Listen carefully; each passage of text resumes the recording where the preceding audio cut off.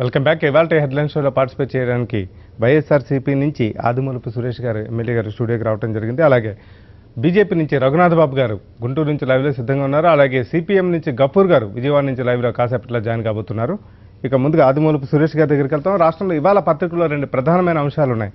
ఒకటి, సాగునీటి ప్రాజెక్టులకు సంబంధించి విపరీతంగా అడ్డగోలుగా నిబంధనలు ఉల్లంఘించి 6,000 కోట్ల రూపాయలు కాజేసేందుకు ప్రభుత్వంలోని కొందరు పెద్దలు వ్యూహం పన్నారు. ఆ మేరకు ప్యాకేజీలను కూడా రంగం సిద్ధం చేసుకున్నారనేది ఈ స్టోరీ తరకు సారాంశంగా కనిపిస్తుంది. ముందుగా సురేష్ గారి దగ్గర సురేష్ గారు, ఈ సాగునీటి ప్రాజెక్టులకు సంబంధించి పెద్ద ఎత్తున ఈ కుంభకోణానికి తెరలేపారు. ఉన్న అంచనాల విలువను అమాంతంగా పెంచేసి ఏకంగా 6,000 కోట్ల రూపాయలను కొట్టేసేందుకు ఒక రకమైన ప్రయత్నాలు చేస్తున్నారనేది ఈ కథనం తాలూకు సారాంశం. ఈ సాగునీటి ప్రాజెక్టులపైన ప్రభుత్వం తీరును మనం ఎలా చూసుకోవాలి? ఈ అంచనాల పెంపు గురించి మొదటి నుంచి కూడా పెద్ద ఎత్తున ఆందోళన వ్యక్తం అవుతుంది. ఎందుకంటే దేశంలో ఒక పక్క సిమెంట్ రేటు తగ్గింది, అలాగే ఐరన్ రేటు తగ్గింది, ఇతరత్ర ఇన్ఫ్రాస్ట్రక్చర్కి అవసరమైన ఏవైతే ముడి సరుకులు ఉన్నాయో ఆ ముడి సరుకుల ధరలు అన్నీ తగ్గుతున్నా కూడా ఈ అంచనాల పెంపు అనే ప్రశ్న ఎందుకు వస్తుందంట?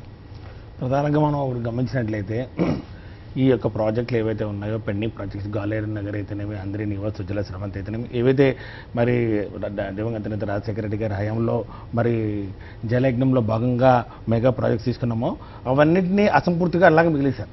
రాజకీయ ఉద్దేశంతో ఆ ప్రాజెక్టులు పూర్తి చేయకుండా ఆ ప్రాజెక్టులను పక్కన పెట్టేసి వారు మరలా త్వరగా ఈ కమిషన్లకు కక్కుర్తిపడి, లేకపోతే మన గుత్తిదారులకు వాళ్లకు ఏదో విధంగా ఆర్థికంగా లాభం చేస్తే వాళ్ళ కమిషన్లు వస్తాయన్న ఉద్దేశంతో కొత్త ప్రాజెక్టులు మరి టేకప్ చేయాలను, లేకపోతే ఉన్న ప్రాజెక్టులను రివైజ్డ్ అంచనాలు అని చెప్పి మరి ముఖ్యంగా మనం చూసినట్టయితే పోయిన సంవత్సరం కూడా మనం చూసాం 2015లో సుమారు 3,000 కోట్లు ఒక ప్రత్యేక జీవో నంబర్ 23 ద్వారా మరి పాత బకాయిలైన ఉద్దేశం అనే ఒక నెపంతో వారికి మొబిలైజేషన్ అడ్వాన్స్ కూడా ఇవ్వడం జరిగింది.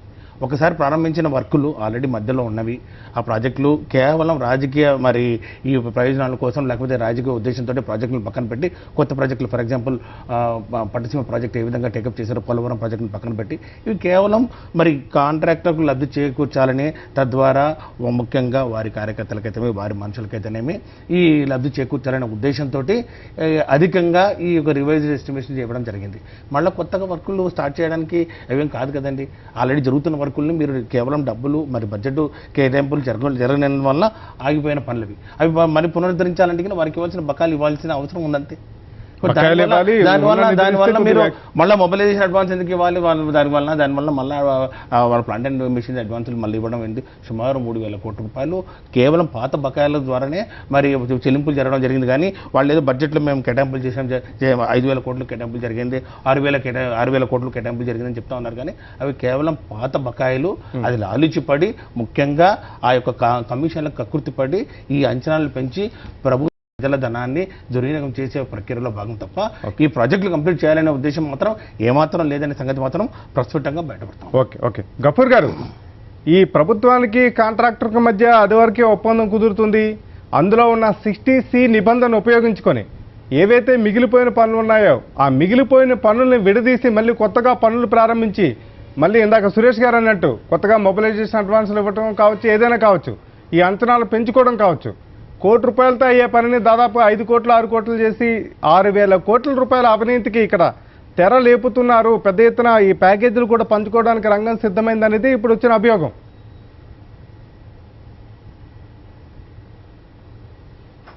ఇప్పుడు శ్రీహరి గారు, వాస్తవం ఏం జరుగుతుందంటే రాష్ట్రంలో పరిపాలన అనేటువంటిది గాడి తప్పింది. ఇప్పుడు కాంట్రాక్టర్లు, రాజకీయ నాయకులు మిలాఖతైనటువంటి పరిస్థితి చూస్తున్నాం రాష్ట్రంలో. ఏ పార్టీ అధికారులున్నా రాజకీయ నాయకులకు ఏంటంటే డబ్బు కావాలి, ప్రజాధనాన్ని దోచిపెట్టడానికి అనువైనటువంటి మార్గాల్ని అన్వేషించి ఆ రకంగా పంచుకునేటువంటి పరిస్థితి కనపడుతుంది. ఇప్పుడు ఈరోజు ఈ ప్రాజెక్టులు పూర్తి కాలేదు కాబట్టి మళ్ళా రివైజ్ ఎస్టిమేట్ చేసి మళ్ళా అంటే పంచుకోవడానికి కాంట్రాక్టర్లకు, రాజకీయ నాయకులకు మిలాఖత్ ఒప్పందాలు తప్ప ఇంకేమి కాదు ఇవి. కాబట్టి చాలా అన్యాయము, ప్రజాధనం దోపిడీ చేయడం తప్ప దీంట్లో ప్రజలకు ప్రాజెక్టులు వచ్చే పరిస్థితి కూడా లేదండి. గతంలో మీరు చూసాం, సిఎన్ రమేష్కు తర్వాత మన దేవినేని మంత్రికి తగాదా వచ్చినప్పుడు బయటపడ్డాయి. ఇప్పుడు అవుకు రిజర్వాయర్లో నువ్వు తినలేదా, దీంట్లో నువ్వు తినలేదా అనేటువంటి పద్ధతిలో ఇద్దరు పత్రికలకు ఎక్కినటువంటి పరిస్థితి చూసినాం మనం. కాబట్టి కాంట్రాక్టర్లు, రాజకీయ నాయకులకు మధ్య ఒప్పందాల్లో ప్రజాధనము మింగేస్తున్నారు, పంచుకుంటున్నారు అనేటువంటిది ఆరోపణ. ఇవాళ కేబినెట్ ముందుకి ఈ అంశానికి సంబంధించి కొన్ని ఫైల్స్ కూడా కేబినెట్ ముందుకు రాబోతున్నాయి. దాదాపుగా ఒకే చెప్పడం ఖరారైనట్టు కనిపిస్తుందండి గఫూర్ గారు. ఇప్పుడు శ్రీహరి గారు, రాష్ట్రంలో జరుగుతున్న పరిపాలనా పద్ధతి బహుశా మీకు కూడా తెలిసే ఉంటుంది. ఈ క్యాబినెట్ అనేది నథింగ్ అండి. క్యాబినెట్ జీరో అయిపోయింది. ఇప్పుడు ముఖ్యమంత్రి గారి ఆమోదం ఉందా లేదా అనేది తప్ప, ముఖ్యమంత్రి గారి ఆమోదానికి కూడా లోకేష్ బాబు ద్వారా ఫైల్ వచ్చిందా లేదా అనేది తప్ప రాష్ట్రంలో ఇంకేం వేరే క్రైటీరియా ఏం లేదు. క్యాబినెట్ అనేది ఎవరు సొంతంగా మాట్లాడేటువంటి ధైర్యం ఎవరికి లేదు. ఎవరికి ఇష్టం ఉన్నా లేకపోయినా ముఖ్యమంత్రి గారి అభిప్రాయాలకు అనుగుణంగా ఓకే చెప్పడం అనేటువంటిది అది ఒక తంతుగా మారిపోయినటువంటి పరిస్థితి. వేల కోట్ల రూపాయలు ఆర్థిక మంత్రి రాష్ట్రంలో నిజంగా చిత్తశుద్ధి కలిగిన వాడైతే 6,000 కోట్ల రూపాయలు ప్రజాధనం ఆ రకంగా ఇవ్వడానికి వీల్లేదు అని అదని ఆయన అబ్జెక్షన్ పెట్టాలి. లేకపోతే గవర్నమెంట్లో మెషినరీ ఇదంతా కూడా ఏమైపోవాలండి. ఇప్పుడు ఎవరికి దోచింది వాళ్ళు. ఇప్పుడు ఒక ఇరిగేషనే కాదండి, ఈరోజు మీరు రాజధాని చూసినాము, ప్రతిదీ అన్నిట్లో కూడా లావాదేవీలు జరుగుతున్నాయి. లావాదేవీలు సర్దుబాటు అయిపోతే అన్ని మాయమైపోతున్నాయి, ఓకే అయిపోతున్నాయి. అది పరిస్థితి. క్యాబినెట్ ఓకే చెప్తుంది అని అనుమానం లేదు. మరో ఇద్దరు సీఎస్లు కూడా, ఎవరైతే గతంలో ఐవీఆర్ కృష్ణారావు ఉన్నారో ఇవాళ కొత్త సీఎస్ ఉన్నారో, ఇద్దరు కూడా ఈ ఫైలుపై సంతకాలకి వెనకడుగు వేశారు. అయినా సరే కేబినెట్ ముందు తీసుకొచ్చి దానికి స్టాంప్ వేయడానికి సిద్ధమయ్యారని ఒక రకమైన ఆరోపణ వస్తుందండి. ఇద్దరు సీఎస్లు వ్యతిరేకించినా సరే.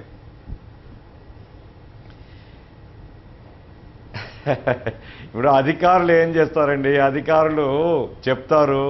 ఇప్పుడు అధికారులు కూడా దమ్ము ధైర్యం లేదండి. వాస్తవం చెప్పాలంటే ఐవీఆర్ కృష్ణారావును నేను గౌరవిస్తాను, చాలా నిజాయితీపరుడైనటువంటి ఆఫీసరు. కానీ ఆయన సీఎస్గా అయిన తర్వాత ఆయన ప్రవర్తన చూశాను నేను. అటెండర్ లాగా ఫైళ్లు పట్టుకొని సీఎం చుట్టూ పరిగెత్తాడండి. ఒక చీఫ్ సెక్రటరీ ఎక్కడైనా పరిగెత్తడం చూసినామో మనము. చీఫ్ సెక్రటరీ నిజంగా ధైర్యం వస్తుందో రాసేయాలి దాని మీద. చీఫ్ సెక్రటరీ రాసిన తర్వాత గవర్నమెంట్కి ధైర్యం ఉండదండి, జీవో ఇష్యూ కాదు. కానీ ఈరోజు రాజకీయ పదవులు ఆశించి, ఇప్పుడు చూడండి ఆయన రిటైర్ అయిపోతేనే ఒక కమిషన్, ఒక కార్పొరేషన్కు చైర్మన్. ఏం బతకండి, అంత పెద్ద హోదాలో ఉండేటువంటి అతను ఒక కుల కార్పొరేషన్ పోవడం కోసము. నేను చెప్పేది ఏమిటంటే, నాకు వ్యక్తిగతంగా ఐవీఆర్ కృష్ణారావు అంటే చాలా గౌరవం. నేను చెప్పేది ఏమంటే, ఇప్పుడు ఈ రోజు ఉండేటువంటి టక్కర్ గారు కానీ ఎవరు కానీ అధికారులు ధైర్యం చేసి ప్రభుత్వాన్ని ప్రశ్నించే పరిస్థితి లేదు. మంత్రులే ప్రశ్నించలేనప్పుడు, మంత్రులే జీవహుజూర్ అంటున్నప్పుడు ఇంకెవరు ప్రశ్నిస్తారు సార్ ఈ కాలంలో? కాబట్టి వ్యవస్థ పూర్తిగా చిన్న భిన్నమైంది. వ్యవస్థ మొత్తం నాశనం అవుతున్నటువంటి పరిస్థితి కనపడుతుంది. ప్రజాధనాన్ని దోచుకొని ఎలక్షన్స్లో డబ్బు ఖర్చు పెట్టాలా, వీళ్ళు డబ్బు పోగు చేస్తారు, పంచుకుంటారు, ఎలక్షన్స్తో డబ్బు ఖర్చు పెడతారు. ఇది వరుసగా మారినటువంటి పరిస్థితి ఉంది. దురదృష్టకరమైనటువంటి పరిస్థితి అండి. ఇప్పటికిప్పుడు ఏం చేయలేం మనం. ఓకే, రఘునాథ్ బాబు గారు.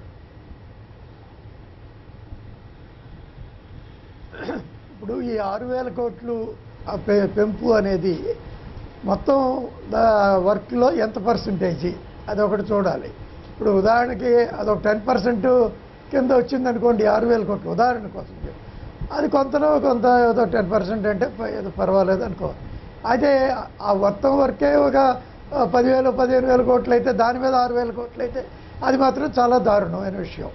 ఇంకొకటి ఏంటంటే, ఈ దీనిలో రాజకీయ పార్టీలకు అతీతంగా ఈ కాంట్రాక్టర్లు ఎప్పుడైనా కానీ అటు కాంగ్రెస్ ఉన్నప్పుడు తెలుగుదేశం కాంట్రాక్టర్లతో సహా అందరూ ఒకటే అవుతారు. వాళ్ళ తెలుగుదేశం ఉన్నప్పుడు కూడా వైసీపీ కాంగ్రెస్ కాంట్రాక్టర్లు ఉంటే వాళ్ళు కూడా ఇట్లాంటి విషయాల్లో మాత్రం ఒకటే అవుతారు. ఈ రకంగా తప్పకుండా అవినీతి ఉండబట్టి మరి ఫైనాన్స్ ఫస్ట్ టైం మొన్న పేపర్లో చూశాను, ఫైనాన్స్ మినిస్ట్రీ క్లియర్ చేసినటువంటి ఫైల్నే మళ్ళీ కూడా అబ్జెక్షన్ పెట్టిందని. సరే, ఇక ప్రభుత్వం నుంచి బుల్డోజింగ్ ఉంటే అన్ని పనులు అవుతాయి. But at the same time అక్కడ పనులు కూడా నిలిచిపోయి ఆగిపోవటం కూడా సరైనది కాదు. తొందరగా పూర్తి చేయటం కూడా అవసరమే. అవి తొందరగా పూర్తి చేయాలి అనేటటువంటి దానిలో తప్పులు లిమిట్ దాటి చేస్తే కూడా కరెక్ట్ కాదు. ఏదేమైనప్పటికీ జరిగిన తర్వాత కూడా ఇక్కడ ఒక కీలకమైన అంశం ఏంటంటే, జిఎన్ఎస్ఎస్ అంటే గాలేరు నగరి సుజల స్రవంతి పథకంలో 29వ ప్యాకేజీలో ఒక పని ఉందండి. దాని విలువ కేవలం 12 కోట్ల రూపాయలు. అయితే దీన్ని విడదీసి 110 కోట్లు పెంచారు. అంటే దాదాపు 5-6 రెట్లు. ఇక్కడ మనం గమనించాల్సింది ఏంటంటే, ప్రధానంగా ఈ పెంపులు ఏవైతే ఉన్నాయో అన్ని ప్యాకేజీలకు లేకపోతే అన్ని రఘునాథ్ బాబు గారు కంప్లీట్ చేయండి. అప్పుడు అంత డీటెయిల్గా అంత టెక్నికల్గా నాకు తెలియదు కానీ, బట్ ఆ విధంగా చేస్తున్నప్పుడే మరి సిఎస్ సంతకం పెట్టలేదన్నా లేకపోతే అబ్జెక్ట్ చేశారన్నా ఫైనాన్స్ మినిస్టర్ కూడా అబ్జెక్ట్ చేసిందంటే కూడా ఇట్లాంటి ఏమైనా ఉంటే చేసి ఉండొచ్చు. ఈ ప్రభుత్వం ఒకసారి పునరాలోచించుకుని ఈ ఒక పక్క పని అవ్వాలి, దానిలో డౌట్ లేదు. కానీ ఇంకొక పక్క మరీ అడ్డగోలుగా ఉండకూడదు. అప్పుడు ఆ ఎస్టిమేట్లు చేసిన ఇంజనీర్లకు కూడా ఇది ప్రమాదమే ఒక స్థాయి దాటితే. కాబట్టి ఇవన్నీ కూడా పునరాలోచించి శ్రీహరి గారు మనకు మీరు గమనించింది ఏంటంటే కరెక్ట్గా చెప్పారు. గాలేరు నగరి సుజల స్రవంతిలో కొన్ని ప్యాకేజీలకు మాత్రమే, అంటే కొన్ని ప్యాకేజీలు ఏవైతే ఉన్నాయో వారు అసమతులు చేస్తున్నారో మాకు ఇప్పుడు గఫూర్ గారు చెప్పినట్టు వాళ్ళు ఆ ప్రాజెక్టులు మేము చూడడం కూడా జరిగింది. పబ్లిక్ అకౌంట్స్ కమిటీలో భాగంగా మేము వెళ్ళడం చూడడం కూడా జరిగింది. పూర్తిగా నిబంధనలకు విరుద్ధంగా స్పెసిఫికేషన్స్కు వ్యతిరేకంగా అక్కడ ప్రాజెక్టులు చేపడతా ఉన్నారు. మేము చూసాం. ఇప్పుడు అక్కడ ఎట్లా జరుగుతుందంటే ఈ రేట్లు ఏ విధంగా పెంచుతున్నారంటే కనుక కేవలం క్విడ్ ప్రోకో చందాన జరుగుతున్నాయి. క్విడ్ ప్రోకో అంటే నీకింత నాకింత, నువ్వు పెంచుతాను నాకెంత ఇస్తావు మాట. ఈ విధంగా అధికారులను బలవంతం చేసి గుత్తేదారులు ఈరోజు గుత్తేదారులు అధికారులు మిలాఖతోటి ప్రభుత్వ అండదండలతోటి ఇలాంటి వర్క్స్ జరుగుతాయి. ఈ విధంగా అత్యధికంగా ఈ యొక్క భారీ అంచనాలు పెరుగుతూ ఉన్నాయి. మీరు గమనించండి. అదే మీరు వెలుగొండ ప్రాజెక్టులో డబ్బులు అవసరం ఉంది, వెలుగొండ ప్రాజెక్టులో టెక్నికల్ ఐటమ్స్ ద్వారా కొన్ని డబ్బులు కావాలని అడుగుతున్నారు. అక్కడ కేటాయింపులు జరగట్లేదు, నిధులు కేటాయింపులు జరగట్లేదు. చాలా ప్యాకేజ్ ఇప్పుడు దాంట్లో 35 ప్యాకేజీలు ఉన్నాయి. 35 ప్యాకేజీలో చాలా చోట్ల కూడా ఇంకా పనులు నత్తనగా నడుస్తూ ఉన్నాయి. కేవలం ఎక్కడైతే వాళ్ళ మనుషులు ఎవరైతే ఉన్నారో, ఎక్కడైతే వాళ్ళు మనుషులు వర్కులు చేస్తున్నారో అక్కడ మాత్రమే ఈరోజు అంచనాలు, భారీ అంచనాలు ఈరోజు దాన్ని పెరిగి ఆ డబ్బులను ఆల్మోస్ట్ 10 times 100 times పెంచి ఈరోజు ఆ డబ్బులు నీకు కొంచెం నాకు కొంచెం మన క్విట్ చందాన ఈరోజు ఆ ప్రాజెక్టులను జరుగుతూ ప్రజాధనాన్ని దుర్వినియోగం చేసి పనులు పడినారు. ఖచ్చితంగా దాని మీద పూర్తిగా మనం విచారణ జరిపించాల్సిన అవసరం ఉంది ఈరోజు. కపూర్ గారు, ఈ తాత్కాలిక సచివాలయ నిర్మాణానికి సంబంధించి కూడా ఈ టెండర్లు ఎక్సెస్కి పోతున్నాయి. అంటే వాస్తవంగా 5% మించి ఎక్కువ వెళ్తే మేము ఇచ్చేది లేవన్న ప్రభుత్వం అంటున్నప్పటికీ కూడా ఈ పన్నుల రూపేణా ఇతరత్ర మినహాయింపుల రూపేణా 12% వరకు అదనంగా ఖరారు చేస్తున్నారు. 30 కోట్లు అదనంగా చెల్లించడానికి సిద్ధమయ్యారనేది ఈ స్టోరీ తల సారాంశం.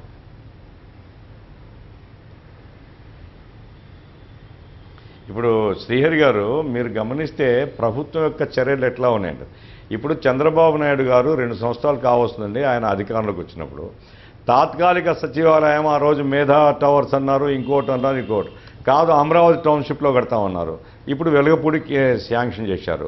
నేను చెప్పేది ఏమంటే ప్రభుత్వానికి ఒక విజన్ ఉంటే ఎక్కడ తాత్కాలిక సచివాలయం దానికి ఎంత ఖర్చు పెట్టవచ్చు అనేది ఉండి ముందే టెండర్లు పిలిస్తే ఇప్పుడు ఈ హడావుడి ఉండేది కదా. ఇప్పుడు గవర్నమెంట్ ఎట్లా సమర్థించుకుంటుందంటే ఇప్పుడు కనుక టెండర్లు రిజెక్ట్ చేస్తే ఇంకా టైం పడుతుంది, చాలా ఆలస్యం అయిపోతుంది, జూన్లోగా మేము ప్రారంభించాలనుకున్నాము కాబట్టి డబ్బులు ఎక్కువైనా పర్వాలేదు వీళ్ళకే ఇస్తాము అని. మరి నిజంగా జూన్లో ప్రారంభించాలంటే పోయిన జూన్లోనే ఈ ప్రాసెస్ మొదలు పెడితే గతి రాదు కదా. కాబట్టి ప్రభుత్వము ఇప్పుడు అస్మదీయులండి. ఎల్ఎన్టీ ఎవరండి? ఎల్ఎన్టీ ఆ రోజుల్లో చాలా పెద్ద ఆరోపణలు వచ్చినాయి. కీర్తిశేషులు జనార్దన్ రెడ్డి గారు ఆ శాసనసభలో వరుసగా ఆ రోజు చర్చకు పెట్టినారు. ఈ ఐటీ టవర్ కట్టినందుకు గాను ఎక్కడ ఈ హైటెక్ సిటీలో తెలుగుదేశం పార్టీకి ఆఫీస్ కట్టించి ఇచ్చినారు ఎల్ఎన్టీ వాళ్ళని. ఆ పద్ధతిలో ఎల్ఎన్టీకి చంద్రబాబు నాయుడుకు మొదటి నుంచి ఉంటే అవినాభావ సంబంధం. 12% ఇప్పుడు ఎక్స్ అయింది. 12% కాకుండా 2% ఇన్సెంటివ్ ఇస్తామన్నారు. 14% అవుతుంది. ఆ రకంగా 30 కోట్లు కాదు 40 కోట్లకు పెరుగుతుంది. ఎంత ధనమైనా పర్వాలేదు, నాది కాదు కదా, ప్రజలది పంచి పెడతాం తీసుకుంటాం అనేటువంటి పద్ధతిలో ప్రభుత్వం పోతుంది. అది ఇరిగేషన్లో చూసినా సచివాలయం చూసినా ఏం కొంపలు మునుతాయండి. ఇంకో 3 నెలలు ఆలస్యం అవుతుంది.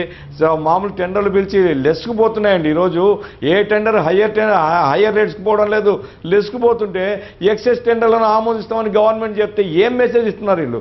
ఎప్పుడైతే ఇప్పుడు 12%కి సీఎం ఆమోదిస్తారో కింద పంచాయతీరాజ్లో కానీ రాష్ట్ర వ్యాప్తంగా జరిగే పనులు కానీ ఇంజనీర్లు ఏమనుకుంటారు, అక్కడే ఇచ్చినప్పుడు ఇక్కడెందుకు ఇవ్వకూడదని 12%, 15%, 20% ఇస్తారు.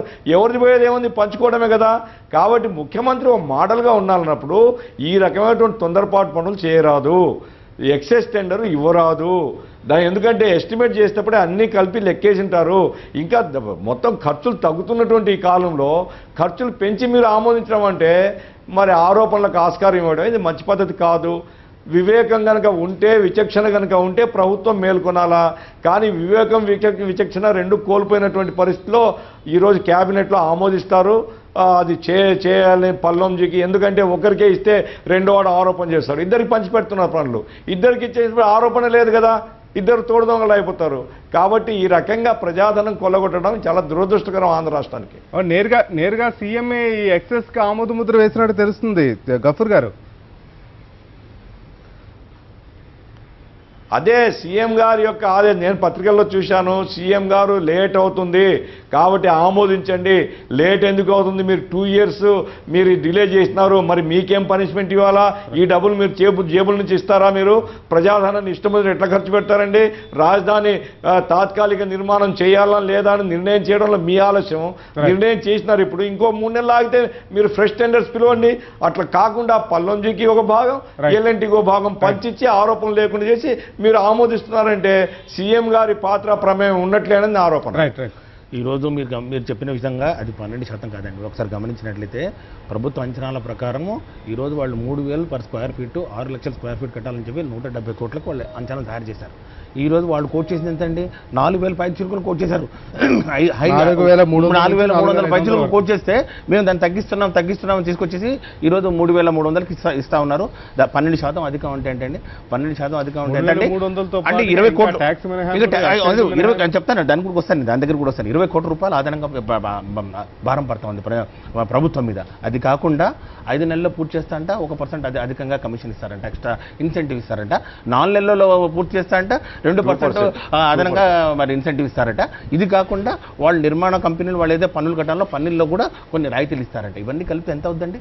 ఇప్పటికే 200 కోట్లు అయింది. దాని మీద అసలు వీళ్ళు ఎమర్జెన్సీ అనే ఒక పదాన్ని వాడుకొని ఈ విధంగా మొన్ననే వాళ్ళని నేర్చుకోవడం జరిగింది. ఎక్కడ పట్టిసీమలో ఎమర్జెన్సీ అనే ఒక కండిషన్ పెట్టేసి 9 నెలల్లో పూర్తి చేయాలని చెప్తే వాళ్ళు 12% ఇన్సెంటివ్స్ అన్నారు. అదే ఇక్కడ కూడా పాకింది. ఇక రాబోయే కాలంలో కూడా ఎమర్జెన్సీ అని ఒక పదం పెట్టేసి పదే ఈరోజు ఒకసారి గమనించినట్లయితే ఈ డబ్బులు ఎక్కడి నుంచి అండి? హుడ్కో నుంచి లోన్ తీసుకుంటున్నారండి. 50% హుడ్కో నుంచి లోన్ తీసుకుంటున్నారు. 50% నుంచి ప్రభుత్వం ఈరోజు మరి స్పెండ్ చేస్తూ ఉంది. అంటే ప్రజాధనాన్ని అప్పు నుంచి తీసుకొచ్చే డబ్బుని ఈ విధంగా పందారం చేయడం ఎంతవరకు సమంజసం చెప్పండి? ఈరోజు పూర్తిగా ఇది ప్రభుత్వం యొక్క విచ్చలవిడితనము, అనాలోచిత చర్యలుగా ఈరోజు ప్రజలు గమనిస్తూ ఉన్నారు. 2 సంవత్సరాల నుంచి ఈ యొక్క రాష్ట్ర ప్రభుత్వం రాజకీయం అంతా రాజధాని చుట్టూ తిరుగుతూ ఉందండి. చుట్టూ తిరిగి సింగపూర్ అన్నారు, జపాన్ అన్నారు, మాస్టర్ ప్లాన్ అన్నారు, కోర్ క్యాపిటల్ అన్నారు, కడుతున్నాం ఇదిగో అన్నారు, ప్లాన్లు వచ్చన్నారు. మళ్ళీ తర్వాత నన్ను చూస్తే ఈరోజు సింగపూర్ కంపెనీలు వచ్చన్నారు. తీరా ప్లాన్లు తీసుకొచ్చిన తర్వాత వాళ్ళు ఏదో గొంతమ్మ కోరికలు కోరుతున్నారు. ఈ కోరికలు నేను ఒప్పుకునే ప్రసక్తి లేదు. ఈరోజు ప్రజలకు ఇక్కడ పొలాలు ఇవ్వద్దంటున్నారు, రకాల పొలాలు ఇవ్వద్దంటున్నారు. కాబట్టి అధికార యంత్రాంగం తీసుకురావాలని చెప్పి టెంపరీ క్యాపిటల్ అని చెప్తున్నారండి. ఎన్నిసార్లు అండి టెంపరీ క్యాపిటల్? మరి లేక్యూ గెస్ట్ హౌస్లో ఒకసారి టెంపరీ క్యాపిటల్ అన్నారు. అక్కడ ₹1 కోటి ఖర్చు పెట్టి రిపేర్ చేయించుకున్నారు. మరి సచివాలయంలో ఎల్ బ్లాక్లో మళ్ళీ టెంపరీ క్యాపిటల్ అన్నారు, ₹1 కోటి ఖర్చు పెట్టుకున్నారు. విజయవాడలో మళ్ళీ టెంపరీ క్యాపిటల్ అన్నారు, ₹1 కోటి ఖర్చు పెట్టుకున్నారు. ఇప్పుడు ఈ ప్లాన్స్ అన్ని తయారు చేసిన తర్వాత తీరా మళ్ళీ టెంపరీ క్యాపిటల్ అంటే ఎన్నిసార్లు అండి టెంపరీ క్యాపిటల్ కింద ఈ ఎన్ని 100 కోట్లు ఖర్చు పెట్టారో ఈ 2 సంవత్సరాలు ఒకసారి గమనించాలి. అరే మీరు కట్టాలనుకుంటే కట్టండి, వద్దనలు ఎవరండి? మీరు కట్టాలంటే మీరు ఇక్కడ 33,000 ఎకరాలు తీసుకున్నారు, మేము వద్దని లేదు. మీరు ఇక్కడ కడతా ఉన్నారు. ఫస్ట్ విజయవాడ అన్నారు, తర్వాత గుంటూరు అన్నారు, మళ్ళీ ఇప్పుడు మొన్న మంగళగిరి దగ్గర అన్నారు, మళ్ళీ ఇప్పుడు వెలగపూడి అంటా ఉన్నారు. వాట్ ఈస్ దిస్ అండి? ఇది తుగ్లక్ పరిపాలనగా గుర్తు చేస్తూ ఉంది. ఆ రోజు తుగ్లక్ కూడా ఇట్లాగే ఢిల్లీ నుంచి దౌలతాబాద్ నుంచి ఢిల్లీ అని క్యాపిటల్ సిటీ మార్చి ఎలా నవ్వులు పాలయ్యారో ఈ విధంగా ప్రభుత్వం కూడా ఆ విధంగా నవ్వులు పాలయ్యే పరిస్థితి త్వరలోనే మనకు కనబడుతుంది. ప్రజలు గమనిస్తా ఉన్నారు. రఘునాథ్ బాబు గారు ఇప్పుడు ఈ తాత్కాలిక ఈ బిల్డింగ్లు కట్టే దగ్గర పెద్ద ఎత్తున అవినీతి జరిగిందని నేనైతే అనుకోను. కారణం ఏంటంటే ఇదంతా 170 కోట్లలో ఎంత వేసుకుంటే కూడా 5-10 కోట్లు తేడాలు తప్పిస్తే పెద్ద అవినీతి కదండి, దుర్వినియోగం కదండి. అవినీతి అనేది రాబోయే కాలం చెప్తుంది. రఘునాథ్ బాబు గారు, అవినీతి అనేది రాబోయే కాలం చెప్పుద్ది. అవినీతి జరిగిందా లేదా అనేది 12% అధికంగా పోయారు, 2% ఎక్స్ట్రా ఇస్తున్నారు, మళ్ళీ తర్వాత రాయితీలు ఇస్తా ఉన్నారు. అది ఏ విధంగా సమ్మతమో అది మరి కాలమే నిర్ణయిస్తుంది. కానీ ఈ విధంగా అనాలోచిత కార్యక్రమాలు ఏంటంటే రఘునాథ్ బాబు గారు కంప్లీట్ చేయాలి. రఘునాథ్ బాబు గారు హైదరాబాద్ లో సంపన్నమైన ప్రాంతాల్లో కూడా బంజారా హిల్స్ లాంటి ప్రాంతాల్లో కూడా 3,000 స్క్వేర్ ఫీట్ కి వస్తుందండి. ఇప్పటికీ ప్రస్తుతం స్క్వేర్ ఫీట్ 3,000-3,500 కూడా ఒక ఫ్లాట్ వస్తుంది. భూమి కూడా మనం కొనుగోలు చేయాల్సిన అవసరం లేదు. భూమితో అంటే రఘునాథ్ బాబు గారు భూమితో పాటుగా కొనుగోలు చేస్తే హైదరాబాద్ లోని సంపన్న ప్రాంతాల్లో 3,500కి 4,000కి పెద్ద అపార్ట్మెంట్లు వస్తున్నాయి. అలాంటిది భూమి ప్రభుత్వాన్ని కేవలం కన్స్ట్రక్షన్కే మీరు 3,500 ఖర్చు పెడుతున్నారు, మళ్ళీ రాయితీలు ఇస్తున్నారు, 12% ఇస్తున్నారు. ఇది కదా మొత్తం ఇబ్బంది అంతా వచ్చింది అక్కడే కదా. ఎందుకు ఇలా ఇస్తున్నారు అనేది కదా సమస్య. అట్లా కాదండి, అలాగే దీనిలో ఇంటీరియర్స్ అవన్నీ కూడా ఉంటాయి. ఏసీలు, ఎలక్ట్రిఫికేషన్, ఇంటీరియర్ వుడ్ వర్క్లు అవన్నీ కూడా ఉంటాయి. సరే ఏదేమైనా ఈ ఎస్టిమేటు నేనైతే పెద్ద అనుకోవట్లా. కానీ ఇందాక గఫూర్ గారు చెప్పినట్టు ఇప్పుడు ఇంత ఇక్కడ అక్కడ ఇక్కడ ఇంత కాలయాపం చేసి ఇవాళ హడావుడిగా ఎమర్జెన్సీ అంటున్నారు. అది తప్పు. ఎందుకంటే కొంచెం సమయం కరెక్ట్గా తీసుకుని కరెక్ట్గా కట్టుకోవచ్చు. కానీ హడావుడి చేసేసి కాకపోతే ఇంకో 2 ఎమర్జెన్సీ అనే కేసులు ఇంకో 2 నెలలు లేట్ అయినందువల్ల ఇబ్బంది ఏం లేదు. లేదా 4 నెలలు ముందే అట్లా కాకుండా ఒక కన్ఫ్యూషన్లో కొంత అట్లాంటి పరిస్థితి అదైతే వాస్తవంగానే కనపడుతుంది. కాబట్టి ప్రభుత్వం ఇప్పుడు నో డౌట్ ఎంత తొందరగా పరిపాలన ఇక్కడికి వచ్చేయాలి, దానిలో ఇంకో డౌట్ లేదు. ఆయన వచ్చినప్పుడే ఎక్కడో పక్కన మూలన ఈ కూడా మొదలు పెట్టిచ్చేస్తే ఈ పాటికి అయ్యేపోయి ఉండేది. రేపు సఫర్ అయిపోగానే జాయిన్ అయిపోయి పని. గఫూర్ గారు, ఇప్పుడు శ్రీహరి గారు, నా పాయింట్ ఏంటంటే ఇక్కడ అవినీతి ఎంత అనేది పాయింట్ కాదు, బాధ్యతారహితమైన నిర్ణయాలు. ప్రభుత్వం అనేటువంటిది ప్రజాధనాన్ని కాపలాదారుగా ఉండాలి తప్ప ప్రజాధనాన్ని ఇష్టమైనట్టుగా ముఖ్యమంత్రి అనే వ్యక్తి ఆమోదిస్తే ఏమైనా చేసుకోవచ్చు అనేటువంటి సందేశం రాష్ట్రానికి మంచిది కాదు. చంద్రబాబు నాయుడు పరిపాలన ఇది ఇరిగేషన్లో చూసినా, ఇక్కడ రాజధాని నిర్మాణం చూసినా, ఇతర నిర్ణయాలు చూసినా ఆయన వ్యక్తిగతంగా ప్రజాధనాన్ని ఏమాత్రం పరిరక్షించాలని కాదు, పంచుకోవడానికి ఆస్కారం ఇచ్చేటువంటి పద్ధతిలో పోతున్నాడు. ఇది దురదృష్టకరమైనటువంటిది నా భావన. Okay sir. ఈ జేఎన్యూ వ్యవహారాన్ని మనం ఎలా అర్థం చేసుకోవాలి గఫూర్ గారు? జేఎన్యూ ఢిల్లీలో పెద్ద ఎత్తున ఆందోళన చెలరేగుతుంది. యూనివర్సిటీలో కూడా ఈ అశాంతి వాతావరణం ఏర్పడింది. మొత్తం మీదకి మీ సీతారాం యేచూరి గారు కూడా నిన్న పెద్ద ఎత్తున ఎవరో కొంతమంది ఇప్పుడు చూడండి శ్రీహరి గారు, బాధ్యతారహితమైనటువంటి కేంద్ర ప్రభుత్వం ఎట్లా ఉంది, ఎందుకంటే రఘురామరాజు గారు అక్కడే ఉన్నారు. ఇప్పుడు ఒక central university, Hyderabad central university చూసాం మనం, ఎంత ఆందోళన జరిగింది ఒక విద్యార్థి మృతి పట్ల. ఇప్పుడు అక్కడ ఒక ఇన్సిడెంట్ జరిగిండవచ్చు, ఎవరైనా అఫ్జల్ గురు హత్యను ఏది ఉరిదీయడాన్ని వ్యతిరేకించి ఉండవచ్చు, అది వాళ్ళ వ్యక్తిగత స్వేచ్ఛ. లేదా ఆ రకంగా యూనివర్సిటీలో మనం అలో చేయకూడదు అనుకుంటే దాన్ని ఏం చేయాలన్నది యూనివర్సిటీలో మాట్లాడవచ్చు. దాన్ని అవకాశంగా తీసుకొని ఏదో దేశద్రోహం జరిగిపోయింది, రాజ్యాంగ ఉల్లంఘన జరిగిపోయింది, పోలీసులను పంపించి రూమ్ గారించి దేశద్రోహం నేరం కింద విద్యార్థిని అరెస్ట్ చేయడం అంటే బీజేపీ ఈరోజు ఒక మతతత్వ అజెండాతో దేశాన్ని కల్లోలం చేస్తుంది. చాలా దురదృష్టకరం ఇది.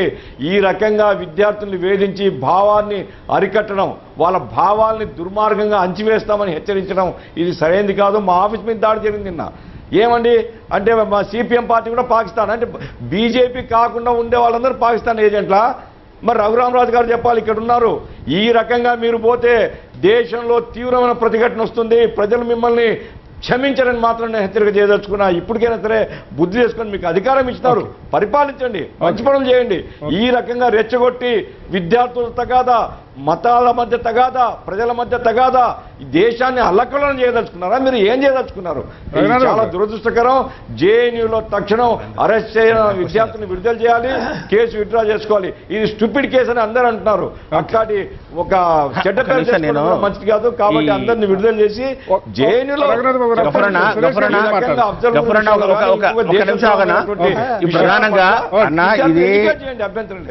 ప్రధానంగా ఇది జేఎన్యూ అయితేనేమి, నిన్న జరిగిన ఎస్యూ అయితేనేమి, ప్రధానంగా ఈ అంశాన్ని ఒకసారి గమనించేది కోర్ ఇష్యూ చూసినట్లయితే దేశ సమైక్యతకు లేకపోతే అఖండతకు సార్వభౌమత్వానికి వ్యతిరేకంగా ఎవరు ఏం చేయడానికి లేదు, దాన్ని ఎవరు సమర్థించరు. అందులో ఏమాత్రం అనుమానం లేదు. అదే అలాంటి వాళ్ళు ఎవరైనా ఉంటే డెఫినెట్గా వాళ్ళని శిక్షించాల్సిందే. ఈరోజు ఏదైతే మన జైన్ ఇన్సిడెంట్లో వాళ్ళైతే వీడియో క్లిప్పింగ్ చూసి 20 మంది విద్యార్థులు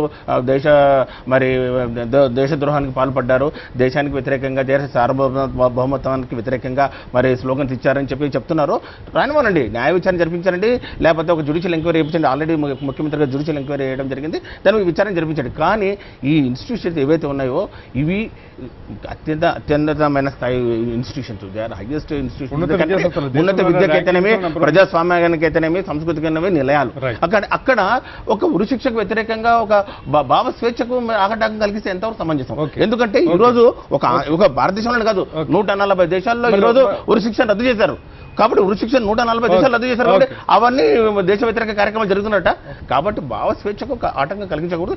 ఎంతవరకు అనేది మొత్తం విచారించాలి. కానీ అది దాన్ని సాకుగా చూసుకొని ఈ రోజు ప్రభుత్వానికి వ్యతిరేకంగా జరుగుతుందని చెప్పి వారి మీద దేశ ద్రోహం అనే ముద్ర వేసి ఈ విధంగా స్టూడెంట్స్ అరెస్ట్ చేసి ఈ విధంగా ఇంత పెద్ద పెద్ద కేసులు పెట్టడం మాత్రం క్షమించడానికి నేరం. నిజంగా ఈరోజు అసహనంగా ఉన్నారు ఈరోజు విద్యార్థి లోకం కూడా. జనం కాదు, ఈరోజు మైనార్టీలు అయితేనేమి, దళితులు అయితేనేమి, బలహీన వర్గాలు అయితే కాదు, వాళ్ళకి తోటి ఈరోజు విద్యార్థి లోకం కూడా అసహనంగా ఉన్నారు ఈరోజు ఈ ప్రభుత్వం చేపట్టిన కార్యక్రమాలు.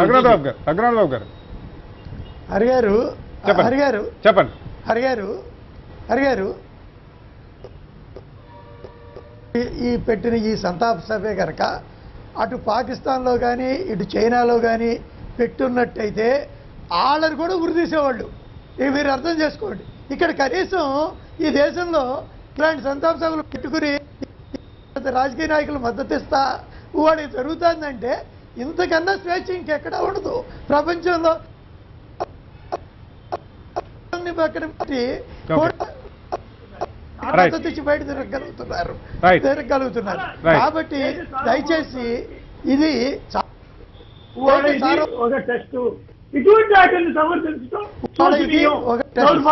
సమర్థించారండి గఫూర్ గారు. నిన్నటి నుంచి దేశవ్యాప్తంగా ఒక చర్చ జరుగుతుంది. కేంద్ర ప్రభుత్వం దాదాపు ఒక్కో స్టూడెంట్ మీద, ఇలాంటి ఉన్నత విద్యా సంస్థలో ఒక్కో స్టూడెంట్ మీద 4 లక్షల రూపాయలు ఖర్చు చేస్తుంది. జాతి డిసైడ్ చేసింది. అంటే దేశంలో ఉన్న ఒక కేసు నమోదైన తర్వాత న్యాయస్థానాలు దాన్ని విచారణ స్వీకరించి సంపూర్ణమైన ఒక నిర్ణయం వెలువరించిన తర్వాత ఉరి తీసిన తర్వాత పైగా ఉగ్రవాద కార్యకలాపాల్లో పాల్గొన్నారు అని నిర్ధారించిన తర్వాత కూడా ఉరి తీసిన తర్వాత దీనిపై సంస్కరణ సభ పెట్టడం అనేది జాతిని సవాల్ చేయడం కదా, రాజ్యాంగాన్ని సవాల్ చేయడం కదా, న్యాయ వ్యవస్థను సవాల్ చేయడం కదా. ఈ 3 రకమైన అంశాలని ఎవరైతే జేఎన్యూ విద్యార్థులకు మద్దతు పలుకుతున్న రాజకీయ నాయకులు ఉన్నారో వాళ్ళందరూ కూడా ప్రశ్నలు వేస్తున్నారు. అభిప్రాయాన్ని వ్యక్తం చేయొచ్చు, తప్పు కాదని. అట్లాంటప్పుడు మీరు అందరినీ దేశద్రోహుల ఎంతమంది దేశద్రోహులు లెక్కేస్తారండి? ఇప్పుడు సిపిఎం పార్టీ మీద మీరు దాడి చేస్తారు మీ వాలంటీర్స్. సిపిఎం పార్టీ కూడా దేశద్రోహమైన పార్టీ. మరి ఈ రకంగా ఎక్కడి పోతున్నారు మీరు? మిమ్మల్ని మీరు ఐసోలేట్ చేసుకుంటున్నారు, దేశం నుంచి వేరుపడుతున్నారు మీరు. దయచేసి జాగ్రత్త గమనించండి. మీ ధోరణి చాలా దారుణంగా మారుతుంది. ప్రజాస్వామ్యాన్ని వ్యతిరేకంగా పోతున్నారు మీరు. ఓకే రఘునాథ్ బాబు గారు, ముగిద్దాం, సమయం లేదు. నేను చెప్పేది ఒకటే, ఇటువంటి సమర్థించడం అంటే ఈ దేశం మీద ప్రేమ లేదు, ఈ దేశం ఎటు పోయినా పర్లేదు. అట్లా ఎందుకంటామండి రఘునాథ్ బాబు? అట్లా ఎందుకంటాం? క్లియర్ గా చెప్తా ఉన్నాం కదా. ఈ రోజు హోమ్ మినిస్టర్ గారు ఏదైతే చెప్పారో, ఈ రోజు పాకిస్తాన్ ఉగ్రవాదు ఎవరైతే ఉన్నారో వారి మద్దతు ఉంది ఈ రోజు జేఎన్యూలో జరుగుతున్న ఈ యొక్క ఉద్యమానికి అని చెప్పారనుకోండి, డెఫినెట్ గా దానికి ఆధారాలు చూపించమనండి, ఆధారాలు చూపించమనండి, పోలీసు జ్యుడిషియల్ ఎంక్వైరీ జరిపించమనండి, తప్పకుండా దోషులను శిక్షించండి. అంతేగాని భావస్వేచ్ఛకు ఆటంకం కలిగించే విధంగా ఎవరైనా భావ వ్యక్తీకరణలు చేస్తుంటే వారు ప్రభుత్వానికి వ్యతిరేకమని చెప్పి ముద్ర వేసి కేసులు పెట్టడం సముచితంగా. మేమేమన్నా అంటేనేమో దేశ వ్యతిరేకులు. చాలా అన్యాయం అండి ఇది. నవాజ్ షరీఫ్ ఇంటికి ఎవరు పొమ్మన్నారండి? పోలేదా మీరు? ఆయన మనమరాల్ని జీవించి రాలేదా? మీరు చేస్తేనేమో చాలా గొప్పదా? మేమేమన్నంటేమో దేశద్రోహులా? చెప్పింది రాజకీయాలు. రఘునాథ్ బాబు గారు ముగిద్దాం. రఘునాథ్ బాబు గారు ముగిద్దాం. ఒకవేళ చట్ట వ్యతిరేకంగా ఎవరైనా, రఘునాథ్ బాబు గారు, ఒకవేళ చట్ట వ్యతిరేకంగా ఎవరైనా అక్కడ ప్రవర్తించారు, చట్టానికి వ్యతిరేకంగా నడుచుకున్నారని ఒక రకమైన అభిప్రాయం వచ్చినప్పుడు ఆ ఇన్సిడెంట్ ని ఆ పర్టికులర్ వ్యక్తికే పరిమితం చేసి ఒక సమస్యను సద్దుమణిగించాల్సింది పోయి మొత్తం ఒక గ్రూప్ కి లేకపోతే ఒక వర్గానికి ఆపాదించి లేనిపోని ఎందుకు అశాంతిని క్రియేట్ చేస్తున్నారని ఒక రకమైన సమస్య. ఇంకో పక్క అక్కడ ఇన్సిడెంట్ ని చూసి మిగతా రాజకీయ పార్టీలు కూడా అదే క్యాంపస్లకి క్యూ కట్టి పెద్ద ఎత్తున ఆందోళన నిర్వహించడం అనేది మరో రకమైన ప్రతికూలమైన సమస్య. వీటన్నిటి మధ్య యూనివర్సిటీల్లో శాంతి అనేది ఉండాలా లేదా అనేది ఇప్పుడు వస్తున్న ప్రశ్న. ఇప్పుడు దీనికి రాజకీయాలకు సంబంధం అయితే ప్రభుత్వాలకు సంబంధం ఉండదు. అక్కడ ఉన్నటువంటి చట్టం తన పని తను చేసుకుపోతుంది. ఇప్పుడు కేజ్రీవాల్ గారు దాని మీద వేశారు, మరి ఎవరు అక్కడ చేసినటువంటిది అది ఏంటంటే చేసింది చాలా ఘోరం, దాన్ని అసలు సమర్థించాలి అన్న ఆలోచన రావటం దురదృష్టం అంటున్నా నేను. సమర్థించట్లేదండి, దాన్ని అటువంటి సమర్థించట్లేదు వాళ్ళని ప్రభుత్వము. ఇప్పుడు హోమ్ మినిస్టర్ గారు స్వయాన సుప్రీం ఒక కోర్టు ఉగ్రవాది ఓకే. ఫోటో చూపించి ఓకే. ఈయన సపోర్ట్ ఉంది అని ట్విట్టర్ లో చేసిన ఒక కామెంట్ తీసుకొని చూపిస్తా ఉన్నారు. ఓకే. దానికి ఒకవేళ అది నిజమైతే కానీ ఖచ్చితంగా చర్యలు తీసుకోండి. అంతేగాని ఏం ఆధారాలు లేకుండా 20 మంది స్టూడెంట్స్ ను వాళ్ళ మీద దేశద్రోహం కింద కేసులు పెట్టి అరెస్ట్ చేస్తే విద్యార్థి ఈ రోజు ఆ యొక్క 40 యూనివర్సిటీలు సపోర్ట్ చేస్తా ఉన్నారు. ఓకే. అంటే అందరూ మరి దేశద్రోహులేనా? ఓకే. ఈ రోజు భారతదేశంలో ఉన్న 40 యూనివర్సిటీలు okay. 40 university supporting okay okay కాబట్టి ఏంటి వాస్తవాలను మనం వెలికి తీయాల్సిన ఓకే, అవసరం, ఓకే, లోతుగా సరే. అధ్యయనం చేయాల్సిన అవసరం ఉంది. కొద్దిమంది ఒక 5 మంది 10 మంది ఉంటారు ఈ భావజాలం ఉన్నాళ్ళు. ఓకే ఓకే రఘునాథ్ బాబు గారు, భావజాలం ఉన్న కొద్దిమంది రఘునాథ్ బాబు ఇంకా దేశవ్యాప్తంగా దీనిపై ఉంటారు. చర్చ జరుగుతుంది కాబట్టి ఇంకా చర్చలు కొనసాగుతున్నట్టాయి, దీని మీద అభిప్రాయాలు వస్తూనే ఉంటాయి. మరోసారి చర్చిద్దాం. ఇప్పుడు సమయం అయిపోయింది. ఇవాళ హెడ్లైన్ షోలో పార్టిసిపేట్ చేసిన ఆదిమూలపు సురేష్ గారికి, గఫూర్ గారికి, రఘునాథ్ బాబు గారికి ధన్యవాదాలు. రేపు హెడ్లైన్ షోలో మళ్ళీ కలుసుకుందాం. Signing off Srihari. తదుపరి తాజా వార్తలతో బులెటిన్ ప్రసారం అవుతుంది.